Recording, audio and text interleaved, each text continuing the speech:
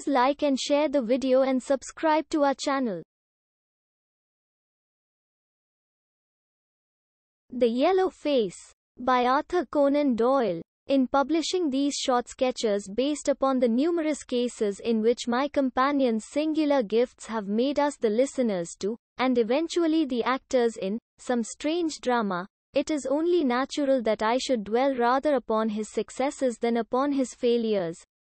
And this not so much for the sake of his reputations, for, indeed, it was when he was at his wits' end that his energy and his versatility were most admirable, but because where he failed it happened too often that no one else succeeded, and that the tale was left forever without a conclusion.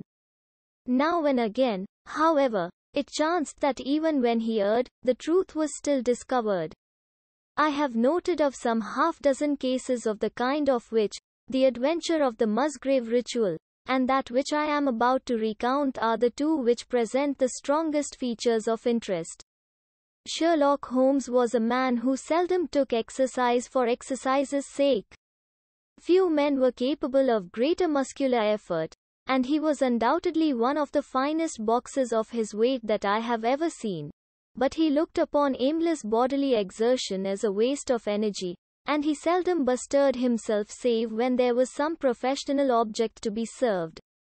Then he was absolutely untiring and indefatigable.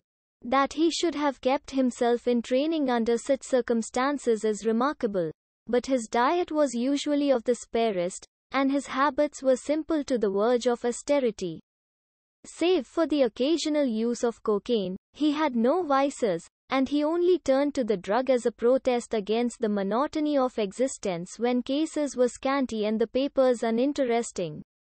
One day in early spring he had so far relaxed as to go for a walk with me in the park, where the first faint shoots of green were breaking out upon the elms, and the sticky spearheads of the chestnuts were just beginning to burst into their five-fold leaves.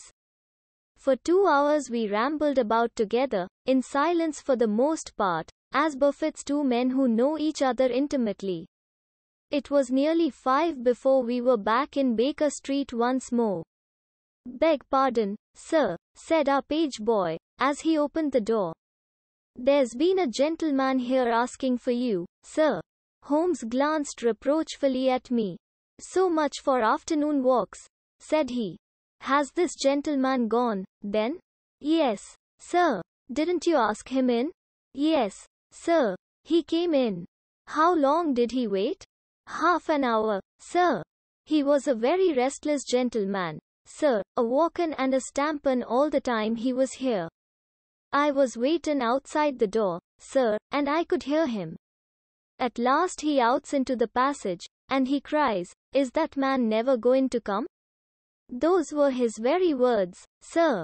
'You'll only need to wait a little longer,' says I. 'Then I'll wait in the open air, for I feel half choked,' says he. 'I'll be back before long.' And with that he ups and he outs, and all I could say wouldn't hold him back." "Well, well, you did your best," said Holmes, as we walked into our room. "It's very annoying, though, Watson. I was badly in need of a case, and this looks, from the man's impatience, as if it were of importance.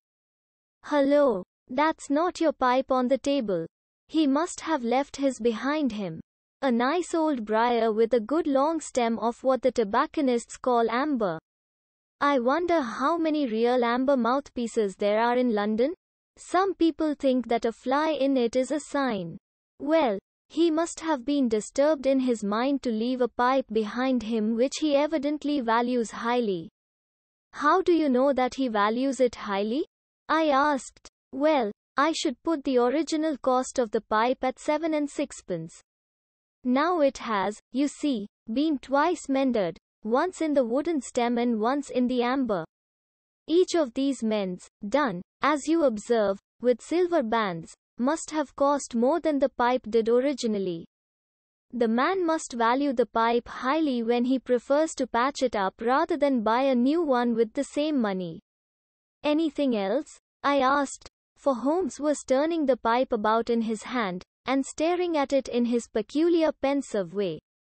He held it up and tapped on it with his long, thin forefinger, as a professor might who was lecturing on a bone. Pipes are occasionally of extraordinary interest, said he. Nothing has more individuality, save perhaps watches and bootlaces. The indications here, however, are neither very marked nor very important. The owner is obviously a muscular man, left-handed, with an excellent set of teeth, careless in his habits, and with no need to practice economy. My friend threw out the information in a very offhand way, but I saw that he cocked his eye at me to see if I had followed his reasoning. You think a man must be well-to-do if he smokes a 7-shilling pipe, said I. This is Grosvenor mixture at 8p an ounce, Holmes answered, knocking a little out on his palm. As he might get an excellent smoke for half the price, he has no need to practice economy. And the other points? He has been in the habit of lighting his pipe at lamps and gas jets. You can see that it is quite charred all down one side. Of course a match could not have done that. Why should a man hold a match to the side of his pipe? But you cannot light it at a lamp without getting the bowl charred. And it is all on the right side of the pipe. From that I gather that he is a left-handed man.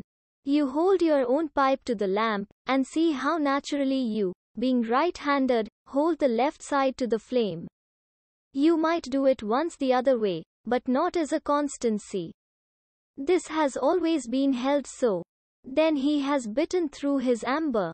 It takes a muscular, energetic fellow, and one with a good set of teeth, to do that. But if I am not mistaken I hear him upon the stair, so we shall have something more interesting than his pipe to study. An instant later our door opened, and a tall young man entered the room. He was well but quietly dressed in a dark grey suit, and carried a brown wide awake in his hand. I should have put him at about 30, though he was really some years older. I beg your pardon, said he, with some embarrassment. I suppose I should have knocked. Yes, of course I should have knocked. The fact is that I am a little upset, and you must put it all down to that. He passed his hand over his forehead like a man who is half-dazed, and then fell rather than sat down upon a chair. I can see that you have not slept for a night or two, said Holmes, in his easy, genial way. That tries a man's nerves more than work, and more even than pleasure. May I ask how I can help you? I wanted your advice, sir. I don't know what to do and my whole life seems to have gone to pieces. You wish to employ me as a consulting detective? Not that only. I want your opinion as a judicious man, as a man of the world. I want to know what I ought to do next. I hope to God you'll be able to tell me. He spoke in little, sharp, jerky outbursts, and it seemed to me that to speak at all was very painful to him, and that his will all through was overriding his inclinations. It's a very delicate thing, said he. One does not like to speak of one's domestic affairs to strangers. It seems dreadful to discuss the conduct of one's wife with two men whom I have never seen before. It's horrible to have to do it. But I've got to the end of my tether, and I must have advice. My dear Mr. Grant Munro, began Holmes. Our visitor sprang from his chair. What? He cried, you know my name? If you wish to preserve your incognito, said Holmes, smiling, I would suggest that you cease to write your name upon the lining of your hat, or else that you turn the crown towards the person whom you are addressing. I was about to say that my friend and I have listened to a good many strange secrets in this room, and that we have had the good fortune to bring peace to many troubled souls. I trust that we may do as much for you. Might I beg you, as time may prove to be of importance, to furnish me with the facts of your case without further delay? Our visitor again passed his hand over his forehead, as if he found it bitterly hard. From every gesture and expression I could see that he was a reserved, self-contained man, with a dash of pride in his nature, more likely to hide his wounds than to expose them. Then suddenly, with a fierce gesture of his closed hand, like one who throws reserve to the winds, he began. The facts are these, Mr. Holmes, said he. I am a married man, and have been so for 3 years. During that time my wife and I have loved each other as fondly and lived as happily as any two that ever were joined. We have not had a difference, not one, in thought or word or deed.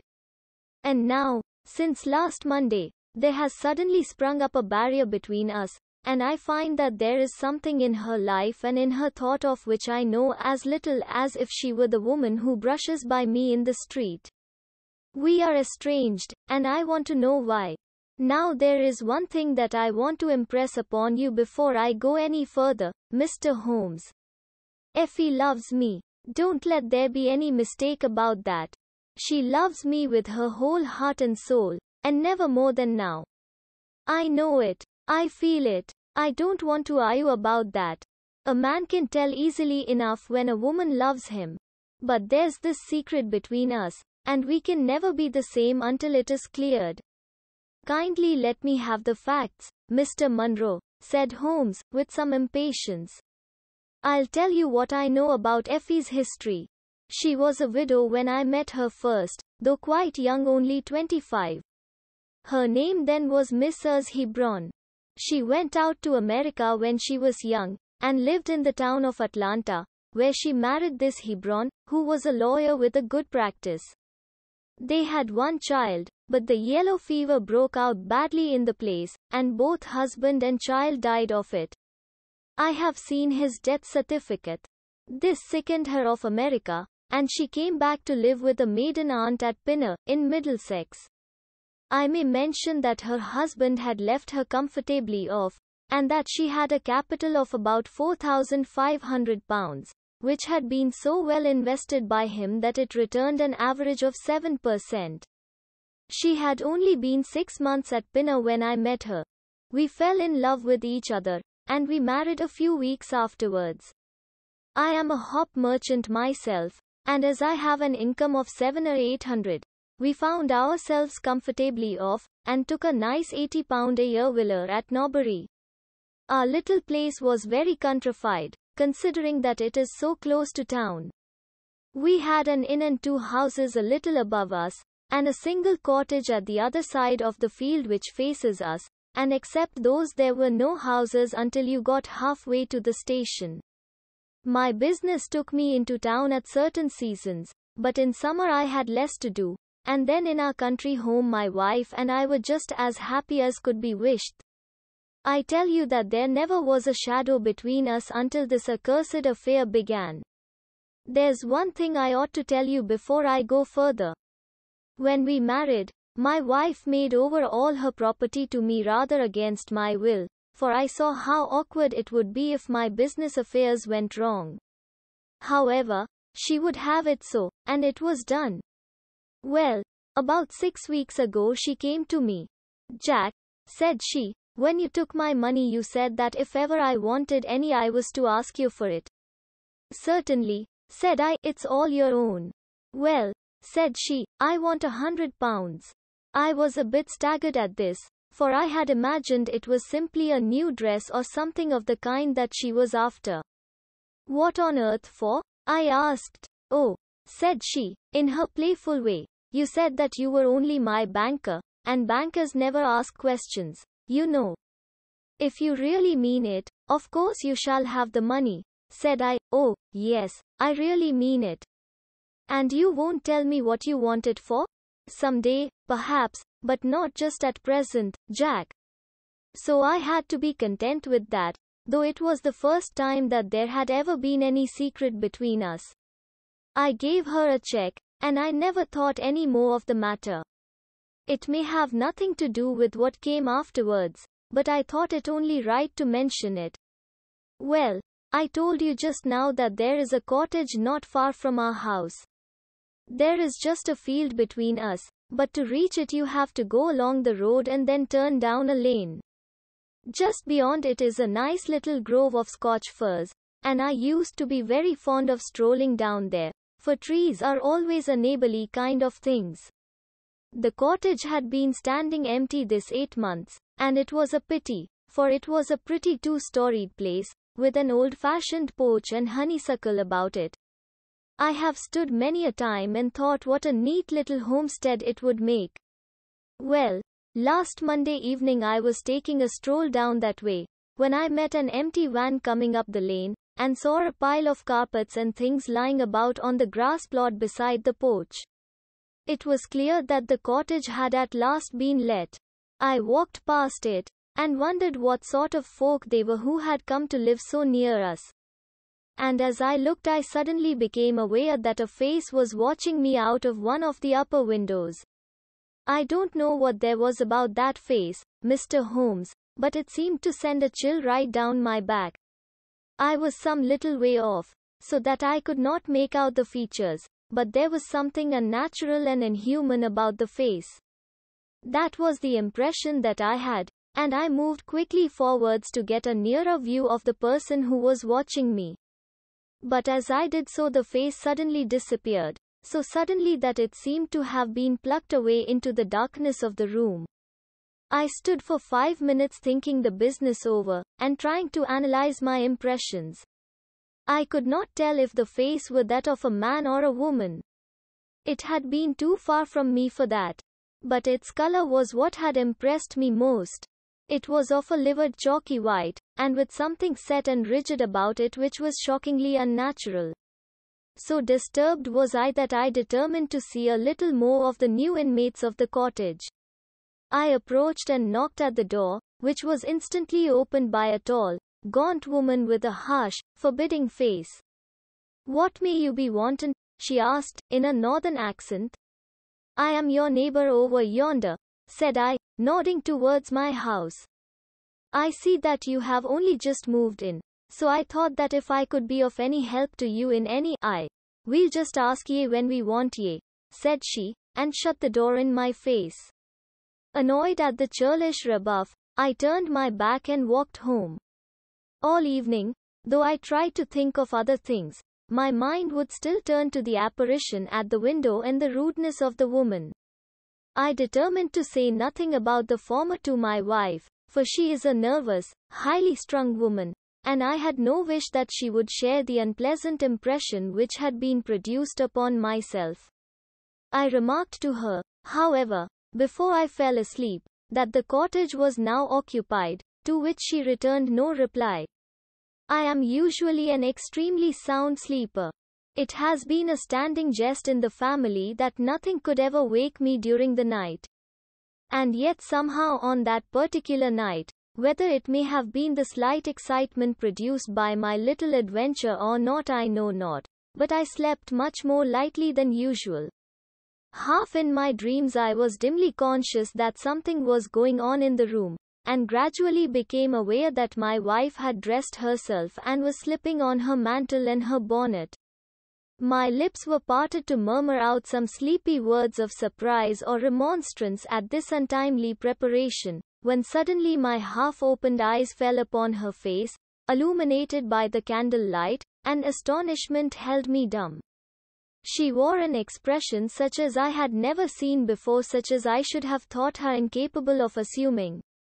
She was deadly pale and breathing fast, glancing furtively towards the bed as she fastened her mantle, to see if she had disturbed me. Then, thinking that I was still asleep, she slipped noiselessly from the room, and an instant later I heard a sharp creaking which could only come from the hinges of the front door. I sat up in bed and rapped my knuckles against the rail to make certain that I was truly awake. Then I took my watch from under the pillow. It was 3 in the morning. What on this earth could my wife be doing out on the country road at 3 in the morning? I had sat for about 20 minutes turning the thing over in my mind and trying to find some possible explanation.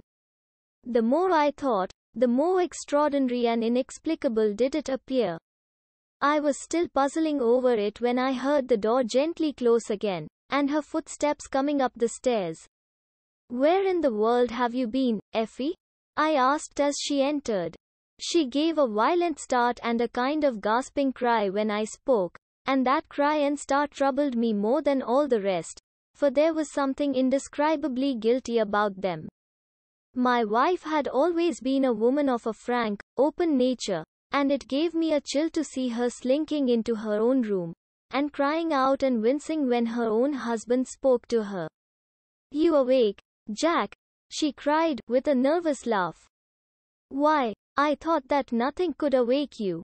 Where have you been?" I asked, most sternly. "I don't wonder that you are surprised," said she, and I could see that her fingers were trembling as she undid the fastenings of her mantle. "Why, I never remember having done such a thing in my life before. The fact is that I felt as though I were choking, and had a perfect longing for a breath of fresh air. I really think that I should have fainted if I had not gone out. I stood at the door for a few minutes, and now I am quite myself again." All the time that she was telling me this story, she never once looked in my direction, and her voice was quite unlike her usual tones. It was evident to me that she was saying what was false. I said nothing in reply, but turned my face to the wall, sick at heart, with my mind filled with 1,000 venomous doubts and suspicions. What was it that my wife was concealing from me? Where had she been during that strange expedition? I felt that I should have no peace until I knew, and yet I shrank from asking her again after once she had told me what was false. All the rest of the night I tossed and tumbled, framing theory after theory, each more unlikely than the last. I should have gone to the city that day, but I was too disturbed in my mind to be able to pay attention to business matters. My wife seemed to be as upset as myself, and I could see from the little questioning glances which she kept shooting at me that she understood that I disbelieved her statement, and that she was at her wits' end what to do. We hardly exchanged a word during breakfast, and immediately afterwards I went out for a walk, that I might think the matter out in the fresh morning air. I went as far as the Crystal Palace, spent an hour in the grounds, and was back in Norbury by 1 o'clock.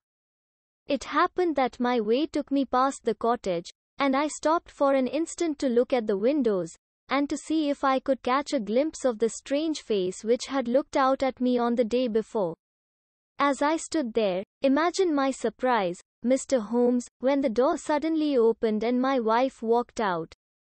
I was struck dumb with astonishment at the sight of her, but my emotions were nothing to those which showed themselves upon her face when our eyes met.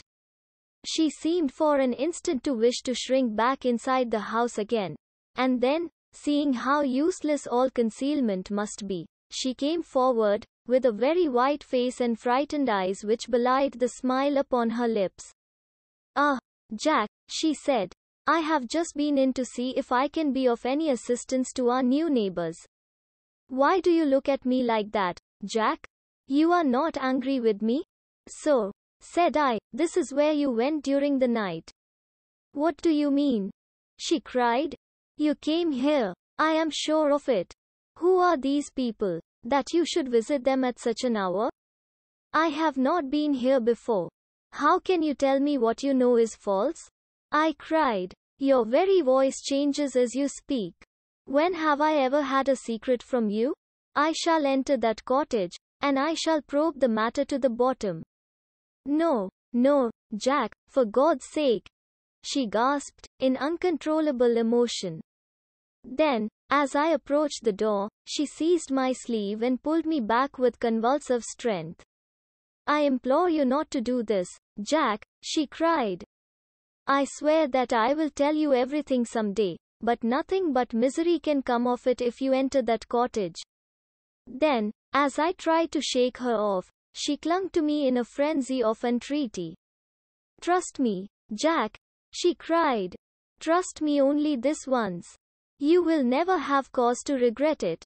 You know that I would not have a secret from you if it were not for your own sake. Our whole lives are at stake in this. If you come home with me, all will be well. If you force your way into that cottage, all is over between us." There was such earnestness, such despair, in her manner that her words arrested me, and I stood irresolute before the door. "I will trust you on one condition, and on one condition only," said I at last. It is that this mystery comes to an end from now. You are at liberty to preserve your secret, but you must promise me that there shall be no more nightly visits, no more doings which are kept from my knowledge. I am willing to forget those which are past if you will promise that there shall be no more in the future. I was sure that you would trust me, she cried, with a great sigh of relief. It shall be just as you wish. Come away, oh, come away up to the house. Still pulling at my sleeve, she led me away from the cottage. As we went, I glanced back, and there was that yellow-livered face watching us out of the upper window. What link could there be between that creature and my wife? Or how could the coarse, rough woman whom I had seen the day before be connected with her? It was a strange puzzle, and yet I knew that my mind could never know ease again until I had solved it. For 2 days after this I stayed at home, and my wife appeared to abide loyally by our engagement, for, as far as I know, she never stirred out of the house. On the 3rd day, however, I had ample evidence that her solemn promise was not enough to hold her back from this secret influence which drew her away from her husband and her duty. I had gone into town on that day, but I returned by the 2.40 instead of the 3.36, which is my usual train. As I entered the house, the maid ran into the hall with a startled face. "Where is your mistress?" I asked. "I think that she has gone out for a walk," she answered. My mind was instantly filled with suspicion. I rushed upstairs to make sure that she was not in the house. As I did so, I happened to glance out of one of the upper windows, and saw the maid with whom I had just been speaking running across the field in the direction of the cottage. Then of course I saw exactly what it all meant. My wife had gone over there, and had asked the servant to call her if I should return. Tingling with anger, I rushed down and hurried across, determined to end the matter once and forever. I saw my wife and the maid hurrying back along the lane, but I did not stop to speak with them. In the cottage lay the secret which was casting a shadow over my life. I vowed that, come what might, it should be a secret no longer. I did not even knock when I reached it, but turned the handle and rushed into the passage. It was all still and quiet upon the ground floor. In the kitchen a kettle was singing on the fire, and a large black cat lay coiled up in the basket, but there was no sign of the woman whom I had seen before. I ran into the other room, but it was equally deserted. Then I rushed up the stairs, only to find 2 other rooms empty and deserted at the top. There was no one at all in the whole house. The furniture and pictures were of the most common and vulgar description, save in the one chamber at the window of which I had seen the strange face. That was comfortable and elegant, and all my suspicions rose into a fierce bitter flame when I saw that on the mantelpiece stood a copy of a full-length photograph of my wife, which had been taken at my request only 3 months ago. I stayed long enough to make certain that the house was absolutely empty. Then I left it, feeling a weight at my heart such as I had never had before. My wife came out into the hall as I entered my house, but I was too hurt and angry to speak with her, and pushing past her, I made my way into my study. She followed me, however, before I could close the door. "I am sorry that I broke my promise, Jack," said she, "but if you knew all the circumstances I am sure that you would forgive me." "Tell me everything, then," said I. "I cannot, Jack, I cannot," she cried. "Until you tell me who it is that has been living in that cottage, and who it is to whom you have given that photograph, there can never be any confidence between us," said I, and breaking away from her, I left the house. That was yesterday, Mr. Holmes, and I have not seen her since, nor do I know anything more about this strange business. It is the first shadow that has come between us, and it has so shaken me that I do not know what I should do for the best. Suddenly this morning it occurred to me that you were the man to advise me, so I have hurried to you now, and I place myself unreservedly in your hands. If there is any point which I have not made clear, Pray question me about it. But, above all, tell me quickly what I am to do, for this misery is more than I can bear. Holmes and I had listened with the utmost interest to this extraordinary statement, which had been delivered in the jerky, broken fashion of a man who is under the influence of extreme emotions. My companion sat silent for some time, with his chin upon his hand, lost in thought. "Tell me," said he at last, "could you swear that this was a man's face which you saw at the window?" "Each time that I saw it I was some distance away from it, so that it is impossible for me to say." "You appear, however, to have been disagreeably impressed by it." "It seemed to be of an unnatural color, and to have a strange rigidity about the features. When I approached, it vanished with a jerk." "How long is it since your wife asked you for £100?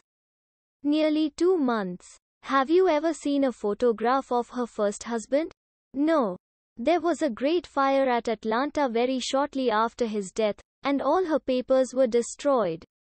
"And yet she had a certificate of death. You say that you saw it?" "Yes. She got a duplicate after the fire." "Did you ever meet anyone who knew her in America?" "No." "Did she ever talk of revisiting the place?" "No." "Or get letters from it?" "No. Thank you. I should like to think over the matter a little now. If the cottage is now permanently deserted we may have some difficulty. If, on the other hand, as I fancy is more likely, the inmates were warned of your coming, and left before you entered yesterday, then they may be back now, and we should clear it all up easily. Let me advise you, then, to return to Norbury, and to examine the windows of the cottage again. If you have reason to believe that is inhabited, do not force your way in, but send a wire to my friend and me. We shall be with you within an hour of receiving it, and we shall then very soon get to the bottom of the business." "And if it is still empty?" "In that case I shall come out tomorrow and talk it over with you. Goodbye, and, above all, do not fret until you know that you really have a cause for it." "I am afraid that this is a bad business, Watson," said my companion, as he returned after accompanying Mr. Grant Munro to the door. "What do you make of it?" "It had an ugly sound," I answered. "Yes. There's blackmail in it, or I am much mistaken." "And who is the blackmailer?" "Well, it must be the creature who lives in the only comfortable room in the place, and has her photograph above his fireplace. Upon my word, Watson, there is something very attractive about that livid face at the window, and I would not have missed the case for worlds." "You have a theory?" "Yes, a provisional one. But I shall be surprised if it does not turn out to be correct. This woman's first husband is in that cottage." "Why do you think so?" "How else can we explain her frenzied anxiety that her second one should not enter it? The facts, as I read them, are something like this. This woman was married in America. Her husband developed some hateful qualities, or shall we say that he contracted some loathsome disease, and became a leper or an imbecile? She flies from him at last, returns to England, changes her name, and starts her life, as she thinks, afresh. She has been married 3 years, and believes that her position is quite secure, having shown her husband the death certificate of some man whose name she has assumed, when suddenly her whereabouts is discovered by her first husband, or, we may suppose, by some unscrupulous woman who has attached herself to the invalid. They write to the wife, and threaten to come and expose her. She asks for £100, and endeavours to buy them off. They come in spite of it, and when the husband mentions casually to the wife that there are newcomers in the cottage, she knows in some way that they are her pursuers. She waits until her husband is asleep, and then she rushes down to endeavour to persuade them to leave her in peace. Having no success, she goes again next morning, and her husband meets her, as he has told us, as she comes out. She promises him then not to go there again, but 2 days afterwards the hope of getting rid of those dreadful neighbours was too strong for her, and she made another attempt, taking down with her the photograph which had probably been demanded from her. In the midst of this interview, the maid rushed in to say that the master had come home, on which the wife, knowing that he would come straight down to the cottage, hurried the inmates out at the back door, into the grove of fir trees, probably, which was mentioned as standing near. In this way he found the place deserted. I shall be very much surprised, however, if it's still so when he reconnoiters it this evening. What do you think of my theory? It is all surmise, but at least it covers all the facts. When new facts come to our knowledge which cannot be covered by it, it will be time enough to reconsider it. We can do nothing more until we have a message from our friend at Norbury. But we had not a very long time to wait for that. It came just as we had finished our tea. The cottage is still tenanted, it said. Have seen the face again at the window. Will meet the 7 o'clock train, and will take no steps until you arrive. He was waiting on the platform when we stepped out, and we could see in the light of the station lamps that he was very pale, and quivering with agitation. They are still there, Mr. Holmes, said he, laying his hand hard upon my friend's sleeve. I saw lights in the cottage as I came down. We shall settle it now once and for all. What is your plan, then? Asked Holmes, as he walked down the dark tree-lined road. I am going to force my way in and see for myself who is in the house. I wish you both to be there as witnesses. You are quite determined to do this, in spite of your wife's warning that it is better that you should not solve the mystery? Yes, I am determined. Well, I think that you are in the right. Any truth is better than indefinite doubt. We had better go up at once. Of course, legally, we are putting ourselves hopelessly in the wrong, but I think that it is worth it. It was a very dark night, and a thin rain began to fall as we turned from the high road into a narrow lane, deeply rutted, with hedges on either side. Mr. Grant Munro pushed impatiently forward, however, and we stumbled after him as best we could. There are the lights of my house, he murmured, pointing to a glimmer among the trees. And here is the cottage which I am going to enter. We turned a corner in the lane as he spoke, and there was the building close beside us. A yellow bar falling across the black foreground showed that the door was not quite closed, and one window in the upper story was brightly illuminated. As we looked, we saw a dark blur moving across the blind. There is that creature, cried Grant Munro. You can see for yourselves that someone is there. Now follow me, and we shall soon know all. We approached the door, but suddenly a woman appeared out of the shadow and stood in the golden track of the lamplight. I could not see her face in the darkness, but her arms were thrown out in an attitude of entreaty. For God's sake, don't, Jack, she cried. I had a presentiment that you would come this evening. Think better of it, dear. Trust me again, and you will never have cause to regret it. I have trusted you too long, Effie, he cried, sternly. Leave go of me. I must pass you. My friends and I are going to settle this matter once and forever. He pushed her to one side, and we followed closely after him. As he threw the door open, an old woman ran out in front of him and tried to bar his passage, but he thrust her back, and an instant afterwards we were all upon the stairs. Grant Munro rushed into the lighted room at the top, and we entered at his heels. It was a cozy, well-furnished apartment, with 2 candles burning upon the table and 2 upon the mantelpiece. In the corner, stooping over a desk, there sat what appeared to be a little girl. Her face was turned away as we entered, but we could see that she was dressed in a red frock, and that she had long white gloves on. As she whisked round to us, I gave a cry of surprise and horror. The face which she turned towards us was of the strangest livid tint, and the features were absolutely devoid of any expression. An instant later the mystery was explained. Holmes, with a laugh, passed his hand behind the child's ear, a mask peeled off from her countenance, and there was a little coal-black negress, with all her white teeth flashing in amusement at our amazed faces. I burst out laughing, out of sympathy with her merriment, but Grant Munro stood staring, with his hand clutching his throat. "My God!" he cried. "What can be the meaning of this?" "I will tell you the meaning of it," cried the lady, sweeping into the room with a proud, set face. "You have forced me, against my own judgment, to tell you, and now we must both make the best of it. My husband died at Atlanta. My child survived." "Your child?" She drew a large silver locket from her bosom. "You have never seen this open." I understood that it did not open. She touched a spring, and the front hinged back.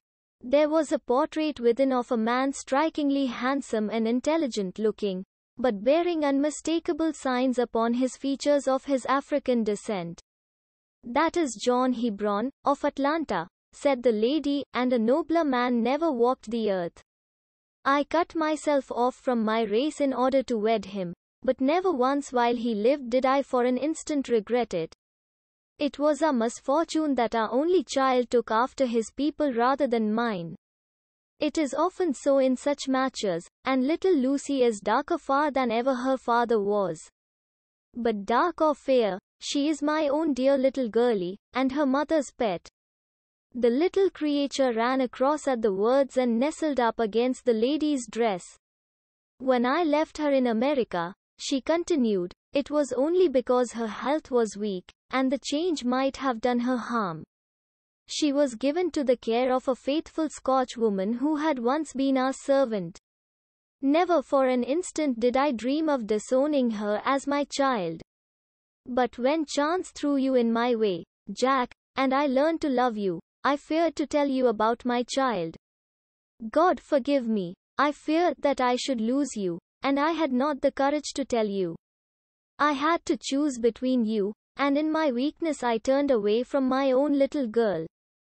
For 3 years I have kept her existence a secret from you, but I heard from the nurse, and I knew that all was well with her.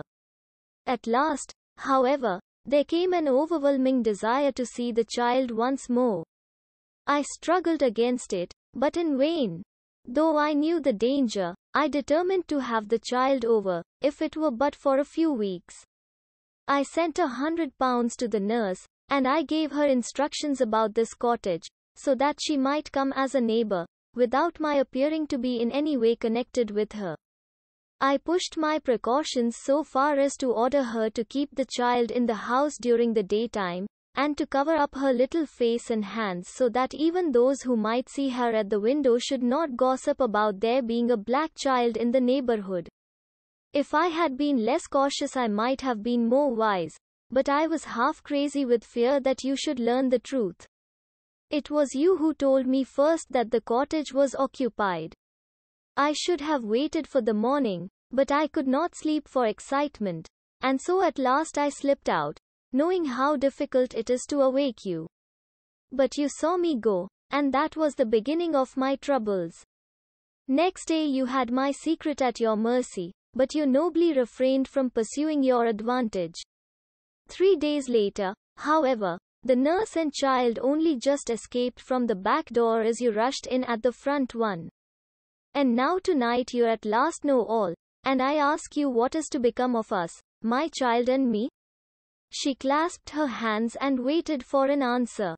It was a long 10 minutes before Grant Munro broke the silence, and when his answer came it was one of which I love to think. He lifted the little child, kissed her, and then, still carrying her, he held his other hand out to his wife and turned towards the door. "We can talk it over more comfortably at home," said he. "I am not a very good man, Effie, but I think that I am a better one than you have given me credit for being." Holmes and I followed them down the lane, and my friend plucked at my sleeve as we came out. "I think," said he, "that we shall be of more use in London than in Norbury." Not another word did he say of the case until late that night, when he was turning away, with his lighted candle, for his bedroom.